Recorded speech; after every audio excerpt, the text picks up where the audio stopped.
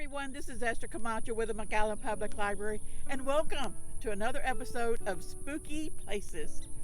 I am here at what is known as La Capilla de la Lomita Historical Park. Directly behind me is where we will be heading. But first, let me give you some history about this area. In 1767, by order of King Carlos III of Spain, the government began allotting tracts of land along the Rio Grande River known as porciones. A porcion is consisted of 2/3 of a mile of riverfront, and it stretched inland anywhere from 11 to 16 miles. That's a lot of land. Where we are standing is what is known as porcion number 55, which was ceded to Jose Antonio Cantu around 1770. He established a large ranch called Rancho La Lomita, named for the small hill on the porcion. After passing through several owners, in 1851 the land was purchased by René Guillet, a native of France and a devout Catholic. Wanting to bring spiritual guidance to the people who worked on his ranch, he encouraged priests to travel through the property. His ranch became a way station between Brownsville and the Roma Mission. This area is part of the Oblate Fathers Trail. The Oblate Fathers built an adobe chapel around 1865 and named it La Lomita Chapel. In 1871, René Guillet died and willed his two porciones, number 55 and number 57, to the missionary Oblates. So let's head down the road. We are headed to the St. Joseph and St. Peter Seminary. In 1912, the missionary Oblates built a novitiate on the land with a spectacular view. The 3-story brick structure was built atop a little hill. It's known as St. Peter's Novitiate, and it was named in honor of Father Peter Carolum, who died tragically while traveling.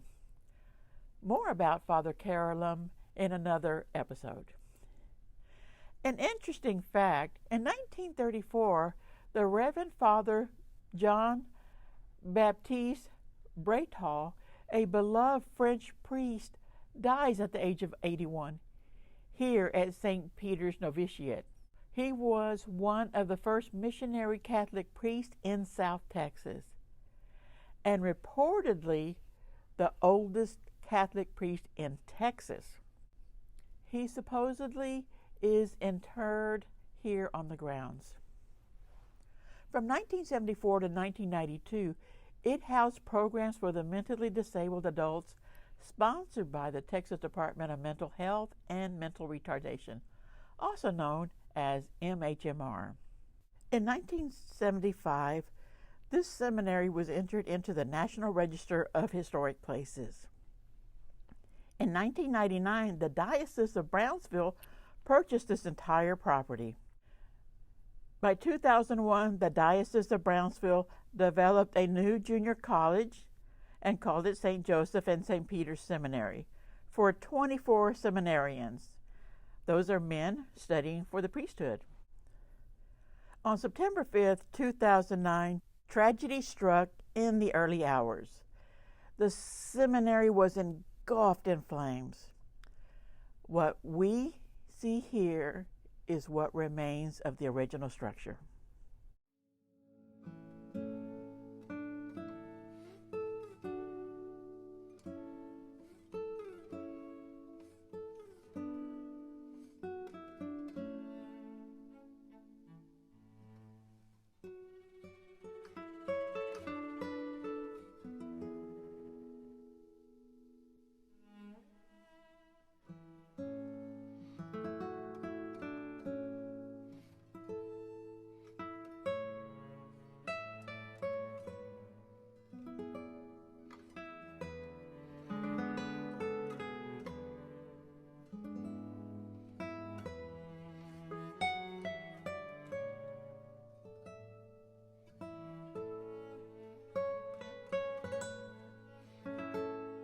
So what are some of the legends about this area?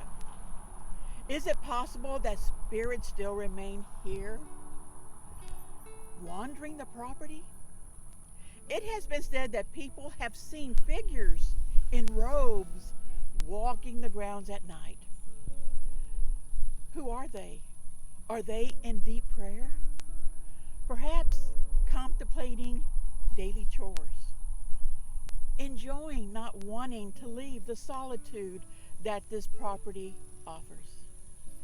It has been said that employees have heard voices and even laughter after they have locked up a building. They go back, unlock the doors, walk back in. The voices and laughter stopped. Are these the laughter and voices of workers or of those who had once studied here? Remember, this was a way station.